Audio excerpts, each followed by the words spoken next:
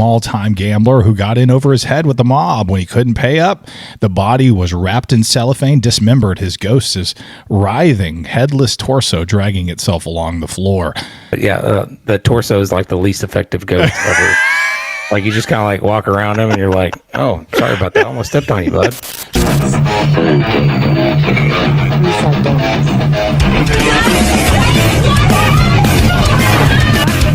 Hey, everybody. Welcome to Blood and Donuts. I'm Tony. And I'm Chris. What's up? How we doing out there, everybody? How we doing? Here at the Blood and Donuts podcast, we always start with an overview, facts, and our first impressions. Then Chris and I will give our donut rating. And after that, we do a scene-by-scene discussion full of spoilers. But don't worry, we always let you know before we do that. Chris, how does that donut rating work? So, Tony, we rate our movies on a scale of 1 to 13 donuts. A 1 through 4 is terrible. We won't recommend that one to you. A 5 through 8, that's like our mid-range. It's worth a watch if you have time. It's not terrible, but it's not great. A 9 through 12 is great. You would definitely want to check out a 9 through 12. If you need to rent it, Tony. And a 13, that's our Baker's Dozen tier, and that's pretty rare. We would consider that a perfect horror film. Maybe even the discussion of best of all time. 13 Ghosts, a 2001 horror remake directed by Steve Beck. After the death of eccentric ghost hunter Cyrus Kritikos, his nephew Arthur Kritikos, a widowed father, inherits Cyrus's mysterious glass mansion.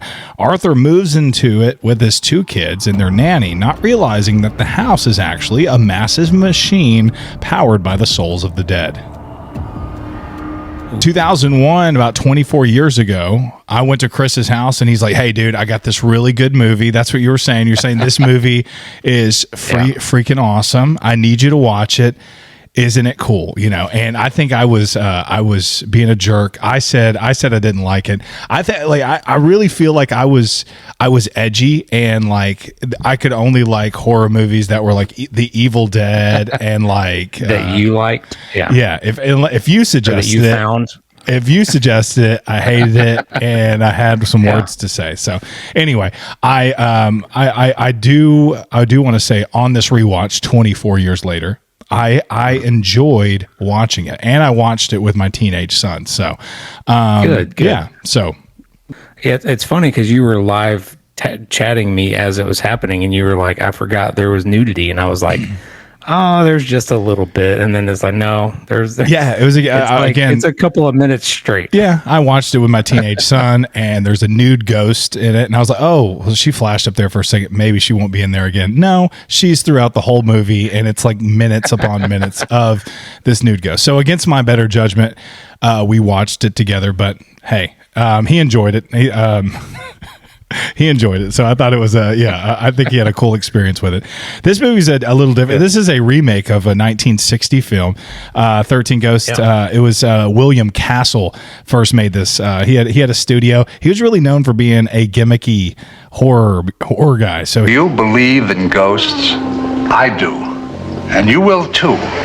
When you come to this theater and see my picture, 13 Ghosts. He would have gimmicks. He would install these like vibrators to the chair that would vibrate during certain movies and stuff like that. The gimmick with this one was you got like 3D glasses. So cool. It was a red or a blue on the bottom. If you didn't want to see the ghost, if you were too scared, you could look through the blue film.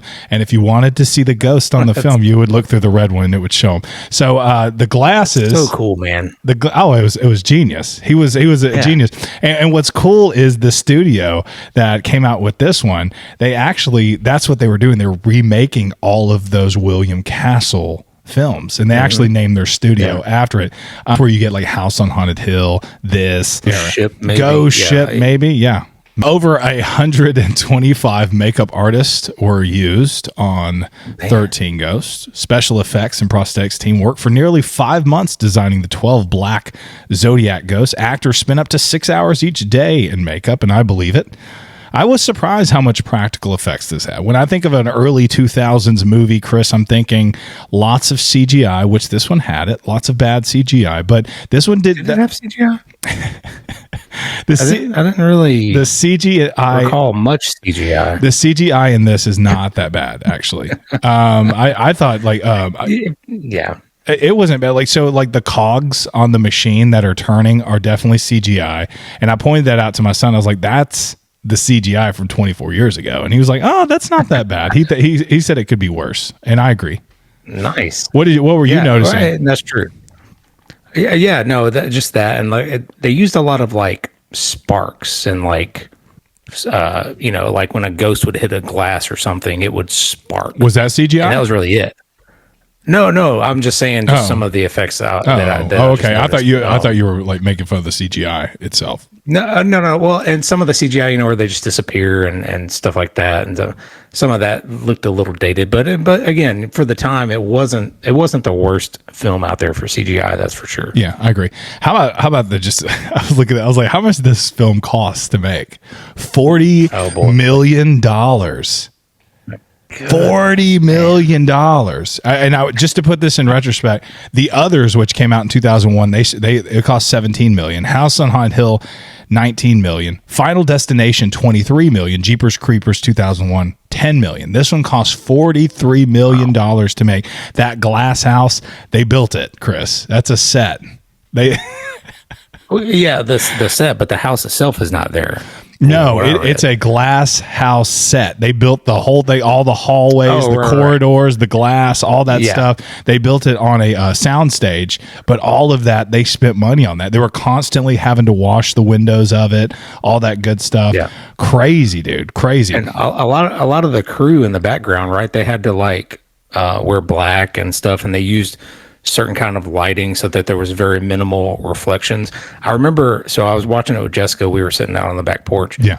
And there was a scene where Arthur, I'm not trying to spoil it, but Arthur's on the ground and he's kind of in this tussle. And then you can see somebody's reflection or somebody is behind this glass. And I'm like, who is that? That's not really, I didn't notice that. Yes. It was just a blatant and you caught else is in this film. Yes, I meant to look for the goofs section in IMDb, to see if they mentioned it, but yeah, it was just a blatant who the hell is that guy? That's awesome. And some of this budget had to go to the actors, right? I mean, there were some pretty decent names in there. F. Murray Abraham, who plays Cyrus, him and Montana, man, they moved a lot of yayo in Scarface. He was Omar. Scarface. Yeah, he was. F. Murray Abraham, I remember him as Salieri in Amadeus. He actually won an Oscar for that as well. Yeah. One of my favorite movies. Me and Juan used to watch that together all the time. You also got Shannon Elizabeth from American Pie. We remember her. I don't remember her scenes exactly or what she did exactly in that movie, but I remember she was in it for probably something. She was only in there. Yeah. Only in there for a few minutes, maybe. I don't quite one of those second tier characters that wasn't really part of the main. Is that like a background actor? Yeah, nothing huge. M. Beth Davids, who plays Kalina, also in Army of Darkness 1992. She was Sheila, Ash's medieval love interest. Saw that. This movie is not on one of her known fours. You can always tell when an actor or actress you look at their history and you're like, oh, they got to be known for this movie. And it's like, no, they've been in a lot of other stuff. It's way down there. It's way at the bottom. They don't talk about this movie in interviews. If you ask them, you want to talk about 13 Ghosts? They're like, no, not really, actually. Right. And Matthew Lillard's another one, dude. I've never seen him in any movies, though, other than this. No, I'm just joking. I think we've done 3 or 4 of his movies that he was in, huh? Yeah, I mean, Scream and Five Nights at Freddy's. He's Scooby-Doo. He's in Scooby-Doo. All that stuff. Yeah, he's Shaggy. So yeah, that's awesome. Yeah, and I think this movie's perfect for him. That unhinged, just that Matthew Lillard early 2000s, 90s that acting that he does. Yeah. Did I just say there's a petting zoo downstairs? No, there are ghosts downstairs, Arthur. Right. And to be a troubled psychic who's it like hurts because he's like constantly troubled by these visions and stuff. I think it works out with what he does and what people like him. They like, people love Matthew Lillard unhinged. It's kind of like Nicolas Cage. They're like, they bring him in on a collar and a chain, and they just unleash him on the set. That's what they want from these guys. So it's cool. Right. It's cool. If there's ever a part written for him, this is about as good as it gets. Because this is Matthew Lillard. It's got his name written all over it. It was him in his prime, and they had to get that teenage draw where they had him, Shannon Elizabeth. All the teens were like, "Oh yeah, hey, I know those two. Let's go check out that movie." So they were kind of playing on the teens there. That's true. And last but not least, Tony Shalhoub, Arthur Kritikos. He was Monk on the TV series. He was also in Men in Black as one of the aliens.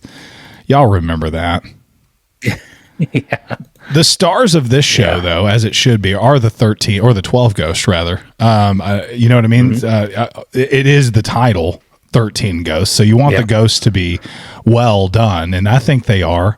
They actually, and I dug a little bit deeper. I have backstories or small little snippets for each one. Did you see that on there? Well, yeah, and that's one of those things that, as a DVD owner of this movie, I had access to. So I could watch the movie, and then there was just a little featurette on the DVD that was like, here's a detailed backstory of every single ghost, and that kind of drew me in a little bit more. I was like, well, that's cool. Like, why not show a little bit more of that in the movie?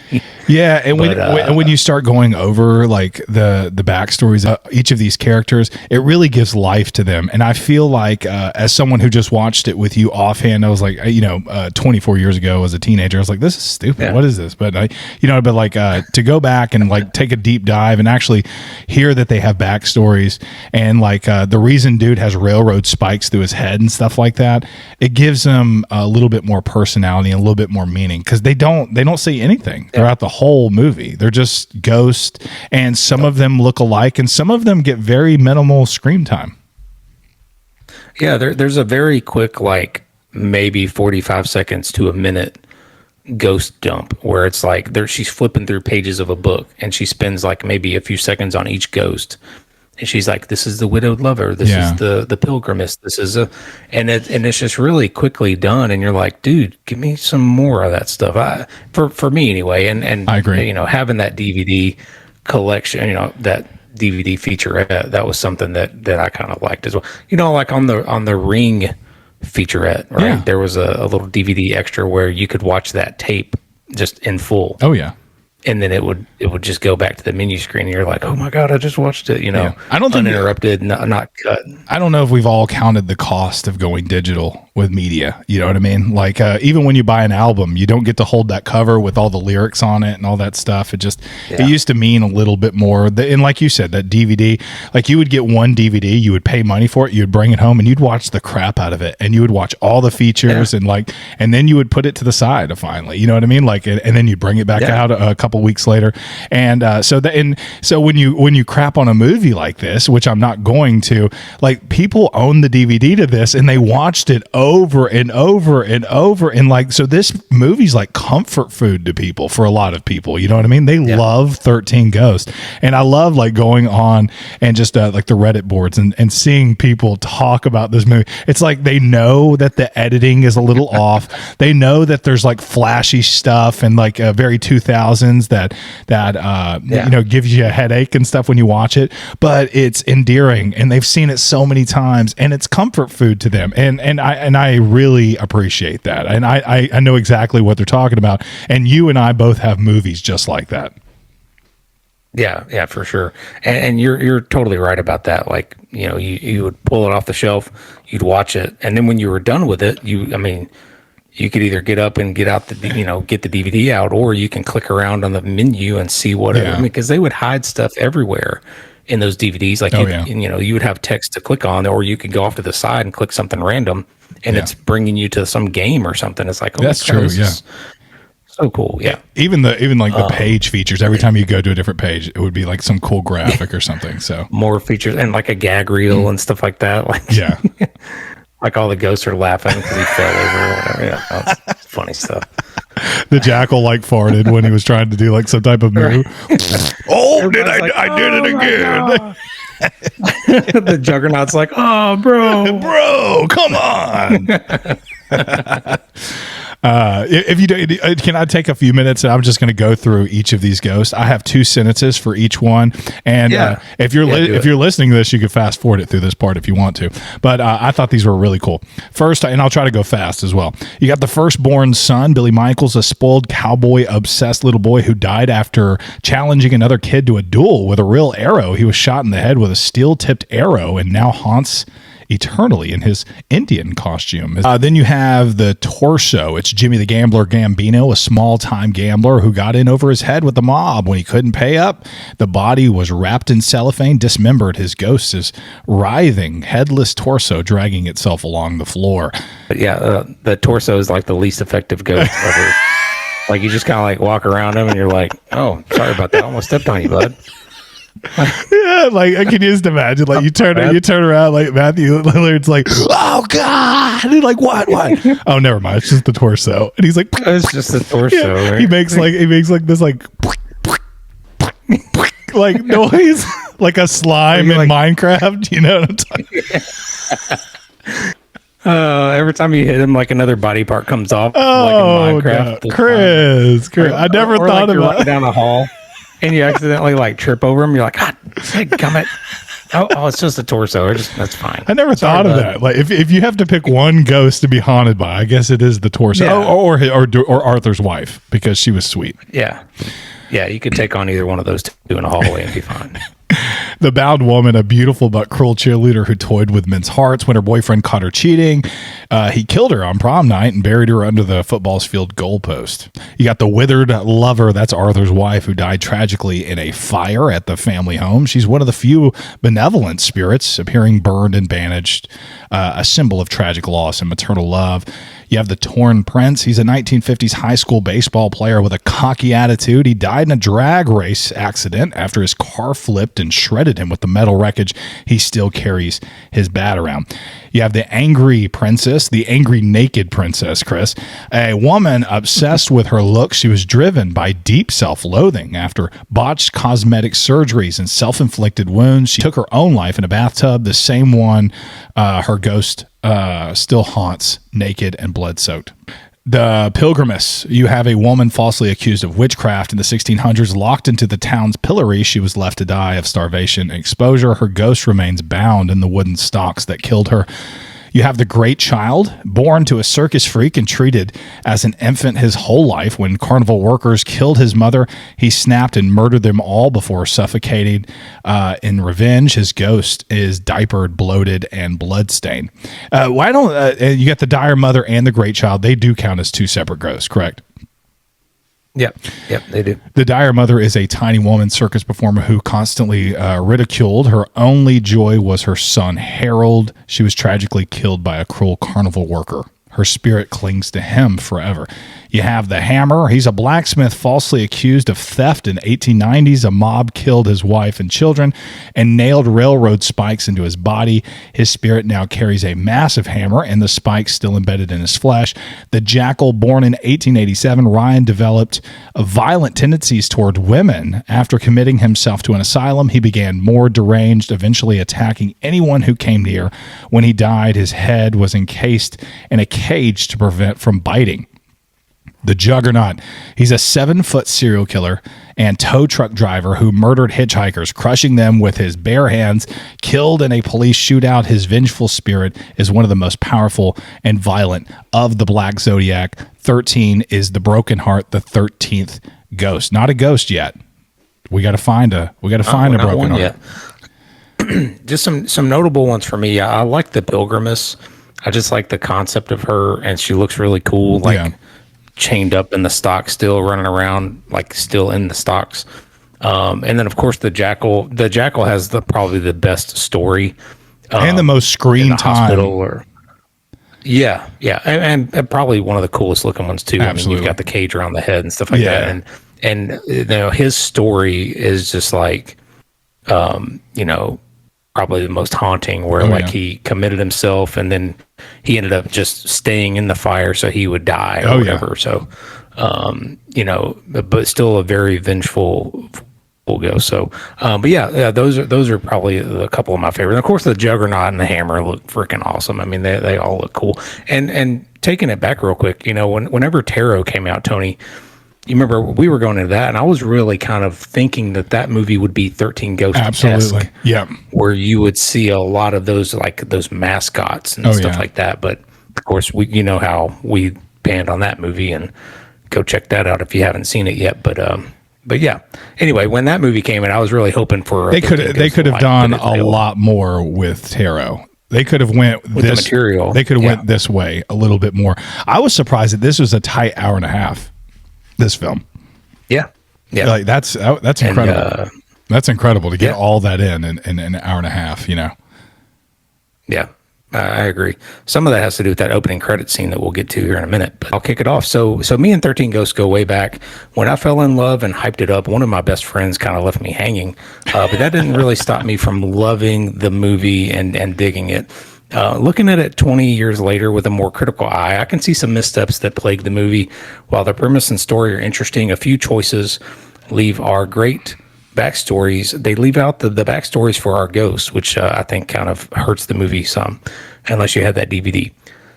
Some of the overacted psychic, problems that Matthew Lillard has, his character name is Dennis.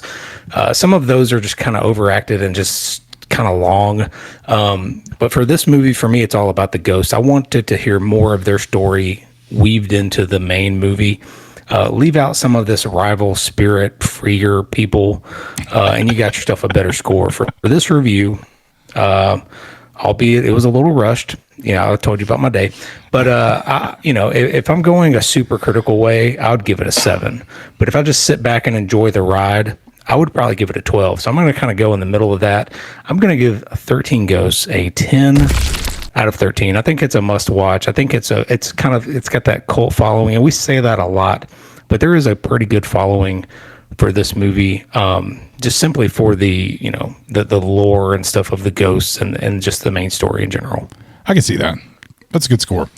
When I first saw 13 Ghosts 24 years ago with Chris, who loved it, by the way, I did not back then.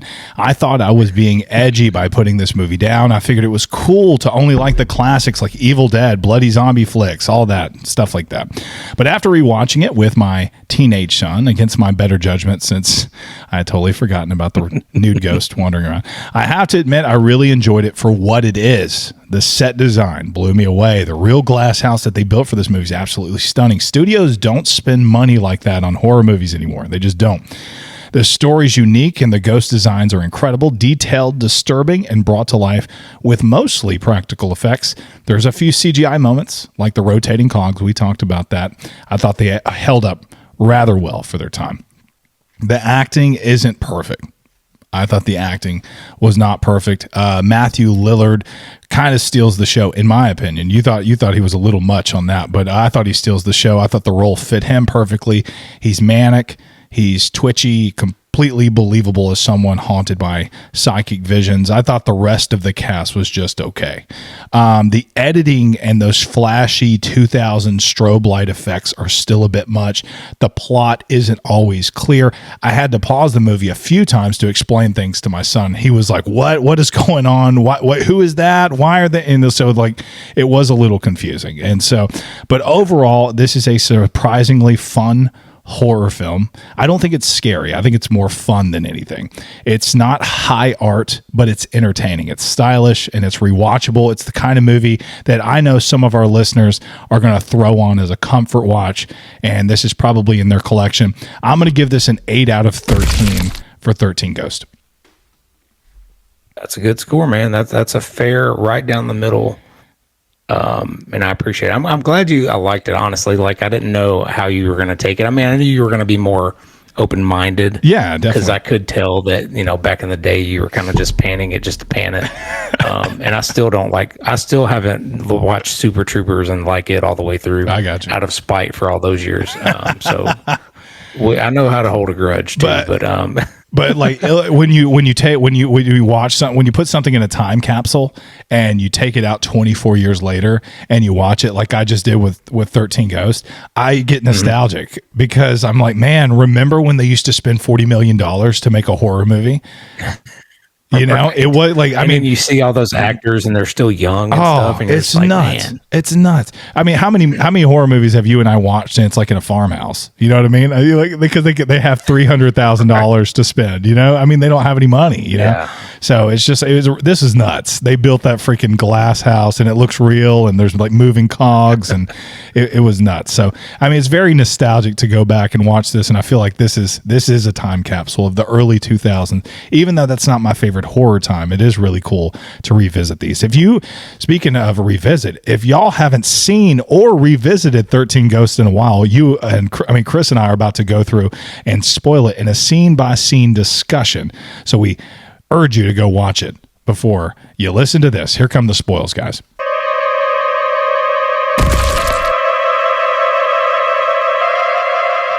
Ghost hunter Cyrus Kritikos and assistant Dennis Rafkin lead a team on a mission to capture a spirit. It's called the Juggernaut in a junkyard. Several of the men are killed during the ensuing fight, including Cyrus himself. However, the team is able to catch the ghost. And this introduction of this is like the final boss of Ghosts. Yes. Like this is number 12. Yes. They probably waited to catch this one last for a reason because it's probably the most terrifying or hardest to catch or whatever. Oh yeah. But you can tell they're kind of, it's not rushed. It doesn't feel rushed when they're telling a lot in a short amount of time.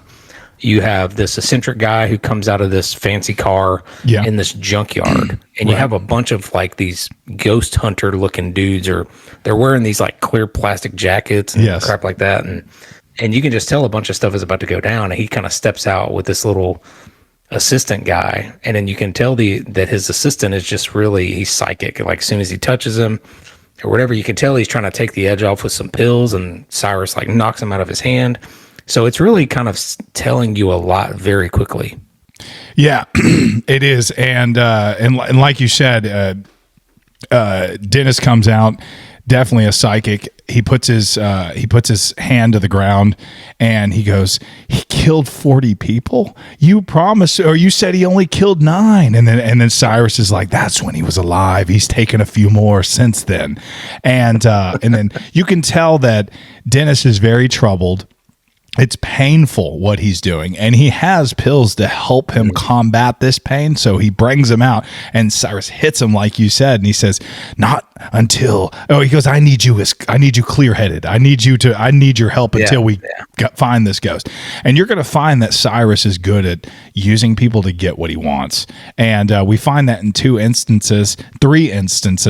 instances actually, because he uses Arthur's family, he uses Dennis, and he uses one of the characters, Kalina, that we'll find here in a second. And he uses them, and he doesn't care. He doesn't care about these ghosts that he's locking up, and his lawyer. He doesn't. He just steps on and uses everybody. He's a bad man. Anyway, lots of cool deaths here. You got dudes like going everywhere, flying up, twisting around and stuff. Those clear plastic jackets didn't work as well as you think they would. I'm not sure what they were for. I mean, they just, you could see the blood spattering on them. Oh, yeah. I like the one guy who gets folded backwards in half and sucked through the hood of the car, or the trunk of the car. That was cool. So good. I like how they release the bait and like these fountains of blood. You gotta be shitting me.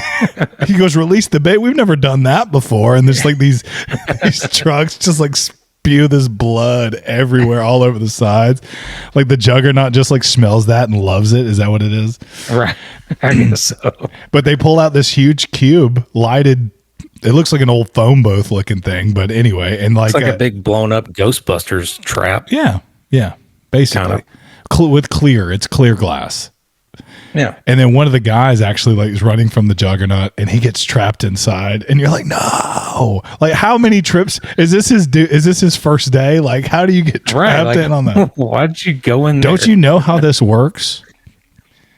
Yeah. Like you set the new guy on the chase scene. You're like, hey, get Marty to do it. He'll be all right.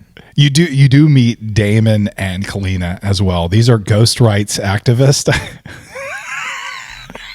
Like spirit releasers, revenant cleansers, or something. Yeah. It's like the vegan people of ghost hunters. Yes. Like ghosts are people too. Anyway, whatever. And they have like spells in their hand. It looks like they, but at the very least they communicate and they know ghosts to some extent. Yeah, they're there for plot support and exposition dumping later. Then we move on to Arthur Criticos, a mathematician who is also a widower. He's informed by the estate lawyer of his uncle Cyrus, Benjamin Moss, that he's inherited a mansion. Arthur and his financially insecure family plan to move into this mansion with his 2 children, Kathy and Bobby, and their babysitter nanny, Maggie, accompanying the family. And this one, this opening credit scene, I mean, they got to show the credits and all that. This is a very unique credit scene where it explains a lot while the credits are rolling. So usually, back in the Halloween days, you'd have a few establishing shots, or you just have a pumpkin or whatever, or you'd have Jason just with the black text and all that. Anyway, so this it just does a 360 spin. He's having a happy time with his family. It's spinning around, and you can hear that there's a fire happening, and you can hear that his wife has passed away. Screams, chaos. By the time it gets back to him, he's sitting in a more different situation than we left him on our 360 spin, and then it just tells that story, that kind of heartbreaking story, pretty well. Yeah, I think they did a good job. And you can definitely hear like screams, a fire started. Where's mom? And then fast forward, it was a beautiful house. They look like a happy family. Fast forward, we're here in this dingy apartment, and there's bills everywhere. Apparently he didn't have insurance and he's broke, but he can afford a live-in nanny somehow. I don't understand that, but things are not going well. How about this? Did Cyrus start this fire, Chris, now that we know what we know? It's a good question. It was just something that came to mind, I mean, he is evil. Yeah. How evil is he? That's true. That's a good point. In the backstory, because I watched that featurette, it was on YouTube these days, so go check that out. But it does explain that it was they were sitting in front of the fire around Christmas time. Okay. And then I don't know if it was electrical or if it was fireplace, but that somehow sparked the fire. And then so maybe Arthur not. grabbed the kids and assumed that his wife was behind him, and she wasn't. Yeah. So maybe just, but you never know. I mean, Cyrus is tricky, man. Maybe Cyrus is just opportunistic, and maybe he didn't start the fire himself. But you see Arthur trip on Bobby's scooter. He loses it a little bit. He gets a little pissed at Bobby there. Understandably, because he spills his coffee all over the front of his shirt. Yeah. It's not a good way to start the day. But then this lawyer shows up. He seems a bit off. He seems like he's evil, Chris. He seems like he's got something up his sleeve. He doesn't seem like he's a good person. He sits down. He goes, by the way, you have a rich uncle. He died. And the kids are like, who's Uncle Cyrus? And Arthur's like, he's just an uncle I haven't talked to in this many years. He squandered the family fortune. And they're like, we had a family fortune? And like, yeah, of course. And then so he shows a video. Well, he goes, we had a family fortune. He's like, no, Cyrus squandered it. Yeah, that's what it was. That was kind of funny. He goes, no, Cyrus squandered it. And so he flips up this laptop and he's showing this video of Uncle Cyrus, who says, listen, I regret, if you're watching this, I am gone. And I regret not spending more time with you and your wonderful family. I hope this house will make up for it. And then he says, maybe we'll meet again in another life. And the lawyer hands this really cool key to Arthur and his family, which I like. I like that. Something that I also liked in these early scenes with the lawyer and Kathy. She's like overly excited that she's going to get this new house. So she's like always like punching the lawyer's shoulder. Oh yeah, and he's just like staring at her like. Wouldn't you be though too? Wouldn't you be excited if y'all have all these problems? You're cooped up in this small apartment. Yeah. Dad's like pissed off because he's like tripping on scooters and stuff like this. There's one bathroom in the whole house. Oh, by the way, you're getting a mansion. Yeah. It's just a funny dynamic where she's just overly excited and he's just this evil bored lawyer who's just trying to do this job and real he's quick like, and get done. he doesn't like people touching him and stuff like that. That's all. Right. Oh man. Dennis Rafkin is disguised as a power company employee when they pull up to the house, meets the family and Benjamin as they tour the mansion. The residence is made almost entirely of glass. It contains Latin phrases etched on the floors and movable glass walls, along with priceless artifacts. Arthur and his family, they're eager about inheriting this new home, but while Arthur is discussing financial matters with the attorney, Kathy and Bobby venture off on their own to explore the mansion. After seeing several ghosts in the basement, Dennis frantically runs upstairs to warn Arthur about the home he's about to own. Benjamin assures Arthur that Dennis is crazy and should be ignored. Dennis tells Arthur there are 12 spirits imprisoned in the house, held captive by the spells throughout the residence.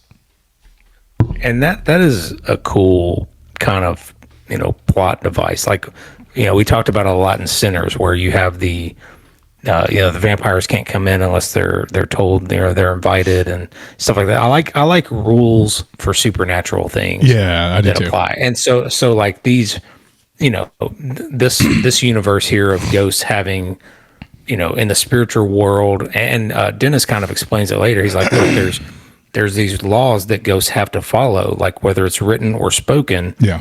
They have to abide by it. So that's how they can even trap these things if they follow this, voice and into this box, and they can't help themselves and they can't get past this barrier of stuff. So I do like that a lot.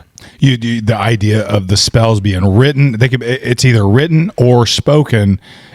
Controls them, and I like that idea too. And in fact, you see Kalina in while they're pulling up to the house, you see her in a different scene, launching her own thing. She's at the apartment, and you see articles on the wall of the family, including Arthur, I believe, and she's grabbing a drawing spell out of a drawer, and she's leaving the containment spell there.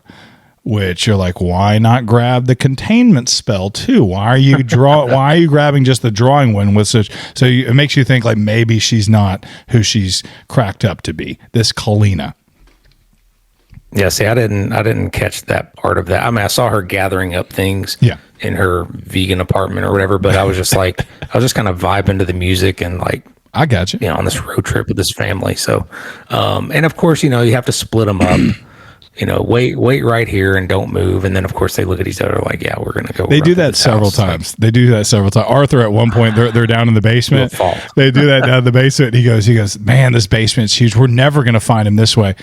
Here, you go with, you know what I mean? And then Bennett, my son, he looked at me. He goes, why do they always do that in horror movies? I was like, you have to split up. I love that.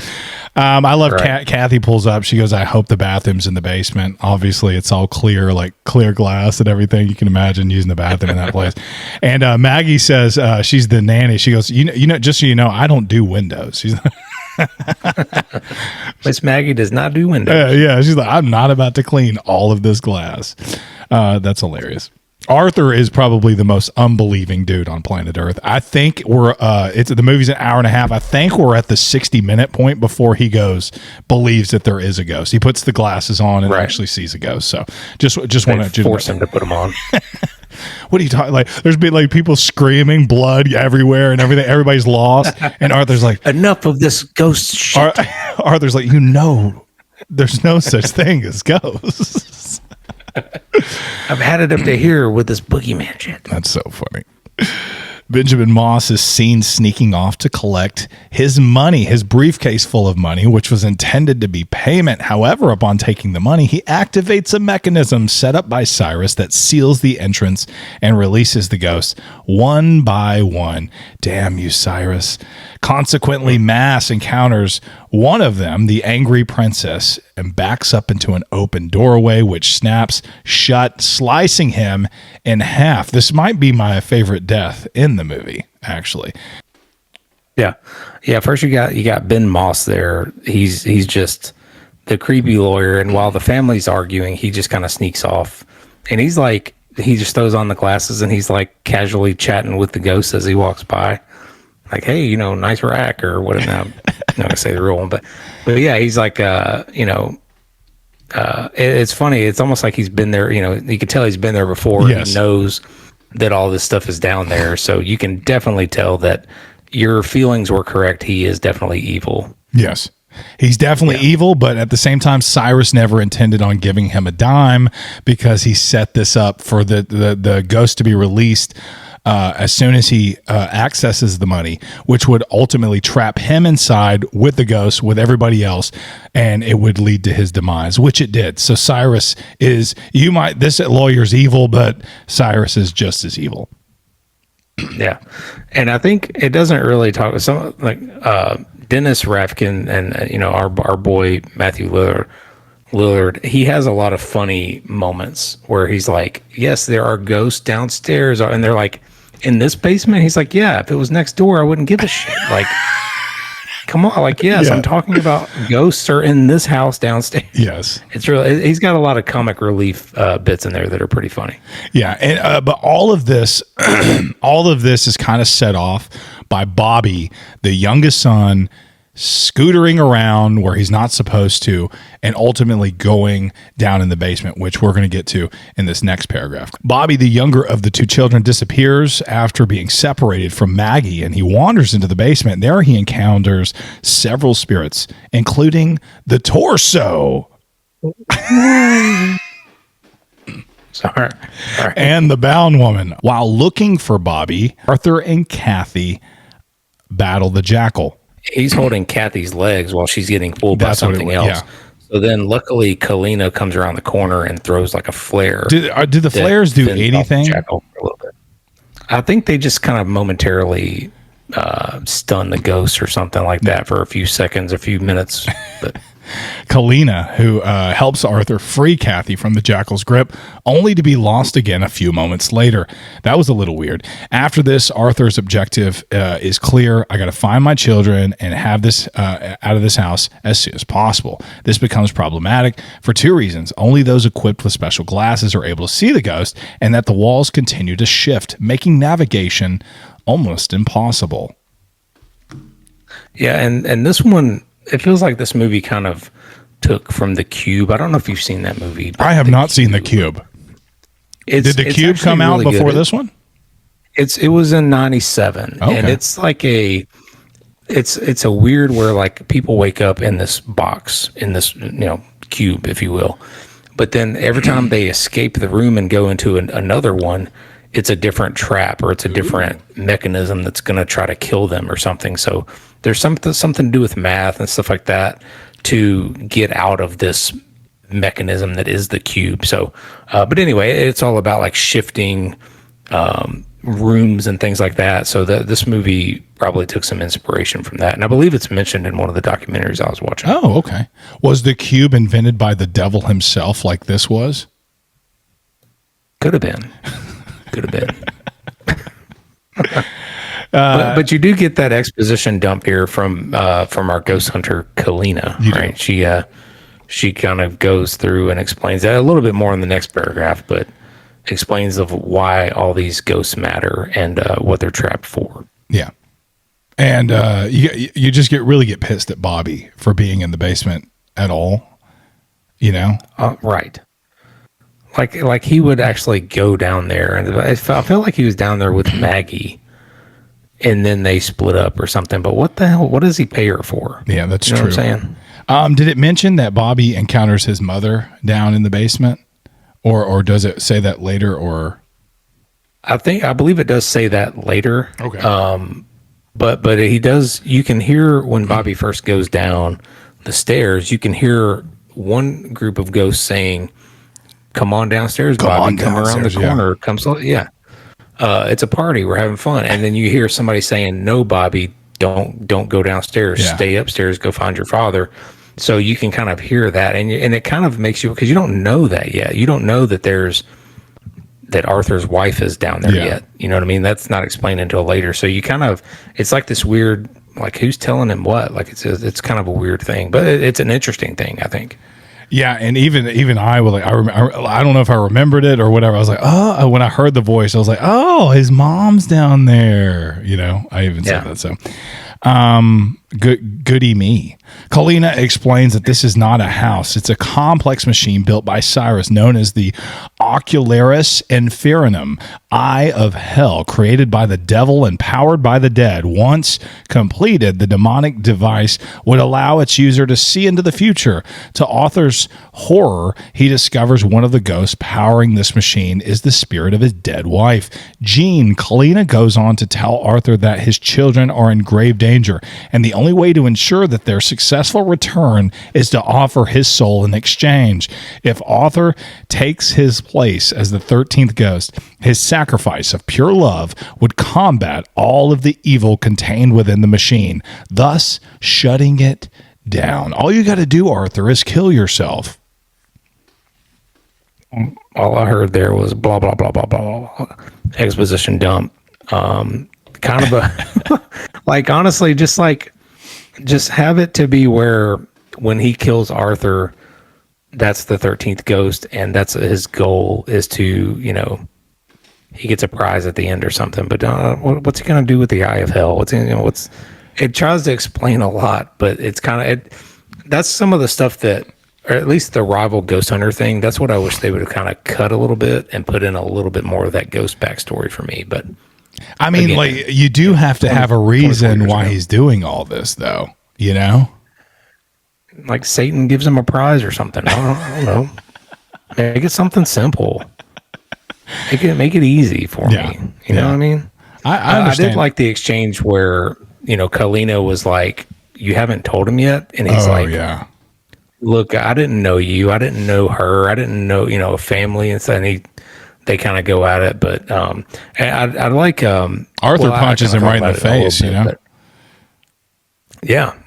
And it is his fault. So it's part of his fault. He kind of, but you can tell that Dennis is kind of like, he's a good guy that was kind of probably tricked into doing the bad stuff. Yeah. So Dennis doesn't seem wholly evil or anything. Yeah, I don't know if it's going to talk about it, but up in the library where they're having a lot of this conversation, Dennis kind of says, if you haven't noticed, I'm very troubled. I hear things when I touch somebody. I see everything that's in their life. You know what I mean? Like, he's the only one that appreciated me. He's the only one who liked me. But yeah, he was my only friend. He's my only friend. But in hindsight, he was just using you. And that's what she says. She goes, he was just using you, which is crazy because we find out a little bit later. I'll wait till we get there. But Cyrus is revealed to be alive, having faked his death in order to lure Arthur to the house. Kalina turns out to be his secret partner and lover and knocks Maggie unconscious. Cyrus has orchestrated the previous events, including the abduction of Kathy and Bobby, so that Arthur will become his 13th ghost, not to stop the machine, as Kalina had claimed, but to trigger it. Cyrus then turns on Kalina and crushes her between two glass walls, claiming greatness requires sacrifice. What a jerk. He really is. He just doesn't seem like he can be trusted. You see Kalina like make out with him. When she sings, she goes, "Did I do good? Did I do good? Do you like me? I brought everything." And she hands over all the stuff. And Cyrus is just like, he's a sorcerer, man. He gets everybody to do his bidding. Everybody loves him, and I don't know what it is about him, but they're in love with him. I forget what he was mad about. He was mad that she didn't have something, or she didn't. There was one of the spells was missing from the back. Could have been the containment spell that she left on the desk. Oh, yeah, I don't know. Could have been that. Yeah, it could have been. But yeah.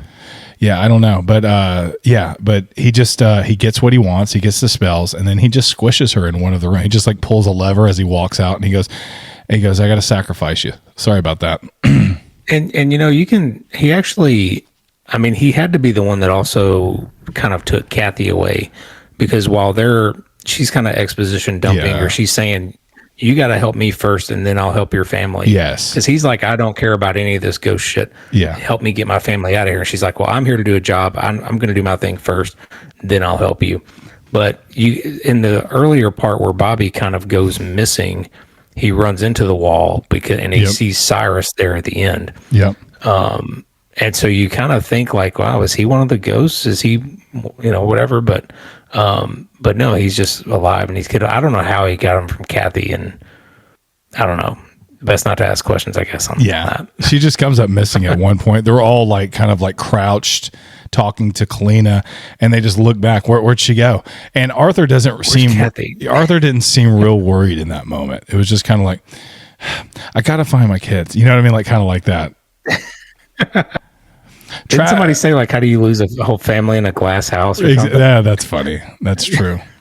Arthur and Dennis make another attempt to save Kathy and Bobby with the help of a detached wall facing the hammer. Dennis pushes Arthur in a corner where he's then protected by the wall, sacrificing his own life in the process. After combating the hammer, Dennis finds himself cornered by the angry spirit and the newly released Juggernaut. He is brutally beaten and dies when the Juggernaut breaks him in half. Dennis. He gone.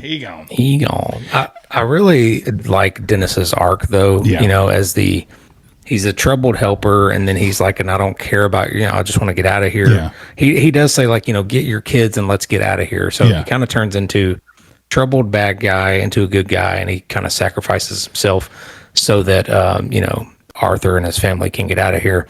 I wish they didn't spoil it in that scene earlier, because they kind of show he kind of sees his own death. Yeah, he's a psychic. Yeah. I mean, he could see it, but I wish they didn't show us, because it would have been a lot more like, oh my God, but you kind of knew it was coming after. I saw it, but at the same time, I was like, what if he can change it? You know, what if it's just shadows that you can alter? But I don't know. Maybe I didn't know how this universe works, so I was still like wondering, like maybe he could change it, but. No, he could not. But yeah, he sacrificed himself to kind of save Arthur, and it was crazy. He got the worst of it. He got the brunt of it.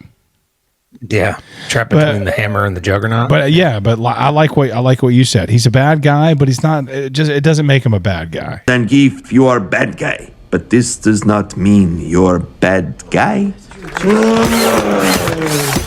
You have Arthur there, trapped behind the glass. He's visited by Jean's ghost, his ex-wife. Then all the ghosts disappear from the basement, responding to a tape that's recorded summoning, played by Cyrus, or playing summons. Kathy and Bobby have been placed at the center of a set of whirling razor-sharp rings. Arthur and Cyrus have a violent confrontation, which is interrupted by the sound of Maggie beginning to destroy the machine. Due to this breakdown in equipment, the ghosts are released from their trance. I'm glad somebody saved our boy Arthur here, because he was not winning that. No, fight. He was getting hit by a cane. That's not fair. That's not a fair fight. He was done. It's a good thing Maggie saved him. And this is kind of where you have that CGI that you talked about that still looked pretty good. And that's what I was joking earlier. I was like, that's not CGI. That's real. But no. That's probably one of the bigger CGI which one? Of the movie. The twirlings? The spinning, the spinning gears and stuff like that. But the floor looked awesome. I mean, they made it look cool, and you're like, oh, those things move. Yeah. And then when they start to come out of the floor, you're like, oh, crap. Yeah. I get that. And Cyrus really like lays into Arthur. He's kind of like, you're pathetic. You're nothing. You're just a small guy. You'll never be nothing. You need to go just like jump into this thing. And so I can finish you just see like Cyrus is just so evil and just nutty and just selfish, like just so selfish, And I love how the nanny is the one who saves, she's like probably like the smallest character in this. Maybe Bobby's the smallest character, but she's just kind of funny and whatever. But she's just like, her whole life is dedicated to this family. Like she's a living nanny, and she's just like, forget Cyrus. She takes the freaking tape that was the summoning spell, and she just takes it off, and then she's playing with all these levers, so everything's going crazy. The 13th ghost just kind of like evaporate, and then you see them come right back, standing right over Arthur, or right over Cyrus, and that's this next paragraph. All the ghosts except Jean immediately grab Cyrus, and they hurl him into the spinning rings. Dennis' ghost then appears, telling Arthur to go to his kids, waiting for a break in their razor rings. Arthur jumps to save his children, making the leap without dying. The house's glass walls shatter, releasing the spirits from captivity. A peaceful-looking Jean lingers briefly just to say goodbye to her family, then departs with the others. The film ends with a battered Maggie walking through the wreckage, yelling, "I quit. I quit." I've had it. Yeah, and this is the kind of movie that you love. All of our heroes, except for Dennis, lived, and everyone lives happily ever after, except for the evil Cyrus and Kalina. So this is right up your alley, man. That's why I've got an 8 in it. Historically, I famously say that a horror movie should always have a bad or ambiguous ending. So I don't like happy endings in horror movies, but I will give it a pass. Fair. I'll give it a pass this time.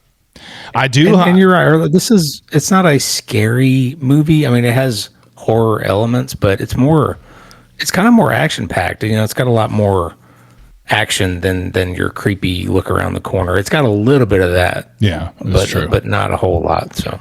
Yeah, I like Dennis. You see Dennis as a ghost, and he's kind of been released from his torture. So he's very calm. Mm-hmm. He's sitting there. He's like, "Hey, listen," you know, like he's like a totally different being. You know what I mean? He's like cleaning his glasses. He's just not that freaked out thing that he's been the whole thing. So you almost like see him better. You almost see him like much happier, you know, very calm. Yeah. And he goes, "I know you still have it, Arthur. Are you still going to calm? You know, you're going to figure this out or whatever. Or you still have the power within you to do this kind of thing." Yeah, you got to make that jump still. What would be funny is if while you see Dennis kind of leaning up against the wall and looking happy, if like Cyrus, because he's dead now, comes up behind him and he's like, "Let's go." Yeah. Let's go. Yeah. Let's go, you. We're still doing this. Let's go, you knucklehead. Bye, guys. And just like, yeah. They're all looking down like at the end of Happy Gilmore. But the ghost throws Cyrus into the razor blades, and talk about CGI. He's like, there's no blood or anything. It's just like CGI Cyrus parts coming at the camera. Whatever. So bad. I saw that they wanted to do this in 3D, but it wasn't there yet. Like the 3D craze just hadn't quite started yet, but it was right on the cusp of that. There was some, there was some 3D in the 80s. There was some like, you know, Jason. There was that Jason 3 is a big 3D, Jaws and stuff. It was very gimmicky, and it was like put your glasses on at this time and stuff like that. Just I want to thank everybody for listening. You know, and this month especially, and last month with Sequel September, we've met a lot of people. It's been fun, man. A lot of subs and a lot of people watching, and just comments and stuff. Getting to talk to y'all people, our fans and stuff, and just a lot of newcomers. Thanks for listening, man. Yeah, appreciate it all. All right, see you. Bye.